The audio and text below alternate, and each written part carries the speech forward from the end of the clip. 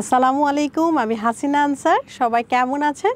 জানি এই গরমে সবাই অস্থির হয়ে আছেন, কিন্তু এই গরমে আমাদের সুস্থ তো থাকতে হবে, তাই না?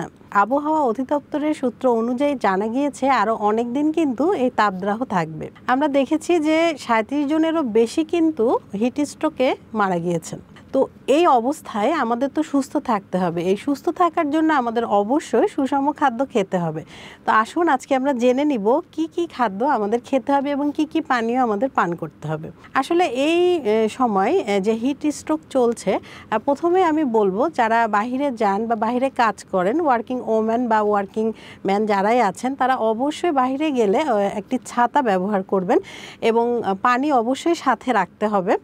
এবং প্রতিদিন খাদ্য তালিকায় আমার যেটা মনে হয় যে ডাবের পানি এবং স্যালাইন, আমরা যারা রান্নাঘরে কাজ করি, যারা গৃহিণীরা আছি বা গরমে যারা রয়েছি, তারা কিন্তু অবশ্যই একটি স্যালাইন তৈরি করে খেতে পারেন এবং স্যালাইনের পানি খেতে পারেন এবং ডাবের পানি এবং লেবুর পানিটা অবশ্যই প্রতিদিন খাদ্য তালিকায় রাখতে হবে।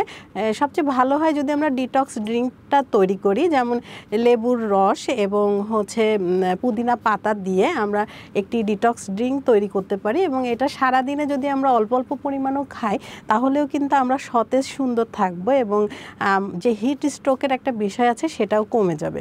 এবং খাদ্য তালিকায় অবশ্যই আমাদের ফলমূল রাখতে হবে। আর 12টার দিকে আমি বলবো ফলমূল যদি কেউ সরাসরি খেতে না চান, তাহলে কিন্তু কাস্টার্ড বানিয়েও খেতে পারেন। এবং তরল খাবার আমাদেরকে বেশি করে খেতে হবে এবং ঠান্ডা খাবার খেতে হবে। যে সবুজ শাকসবজি যেগুলো শরীরকে সতেজ রাখে, শীতল রাখে, সে ধরনের খাবারটাই খেতে হবে এবং বেশি মশলাযুক্ত খাবার আমরা পরিহার করব। একদম হালকা খাবার আমরা খাবো আর ভুনা খাবারগুলো আমরা অ্যাভয়েড করব।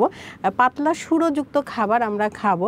হ্যাঁ, যে খাবারগুলো শরীরের জন্য শীতল করবে শরীরকে, যেমন আমরা চাল কুমড়ো, লাউ এগুলো কিন্তু খেতে পারি, সবুজ শাকসবজি। আর আমরা রেড মিট একটু অ্যাভয়েড করব, কারণ প্রচণ্ড গরম এখন। আমরা মুরগি খাওয়া যেতে পারে একদম হালকা একটা স্যুপের মতো, হালকা মশলা দিয়ে। এবং ডাল আমরা খাদ্য তালিকায় রাখতে পারি। আমার মনে হয় মুগ ডালটা ভালো হবে। মসুরের ডাল অনেক সময় কিন্তু গ্যাস ফর্ম করে এবং অ্যালার্জিও সমস্যা হতে পারে, তো আমরা সেখানে মুগ ডালটা খেতে পারি। এবং ভাতটা আমি বলবো ভাত খেতে পারি। একটু যেগুলা শুকনা খাবার সেগুলো আমরা অ্যাভয়েড করি এই মুহূর্তে, কারণ আমাদের সুস্থ থাকতে গেলে আমাদের অবশ্যই আমাদের খাবারের যে তালিকাটা আছে সেটাকে আগে ঠিক করতে হবে। এমন খাবার আমাদের চুজ করতে হবে যেটা খেলে আমরা সকল খাবারের পুষ্টিগুণটা পাবো।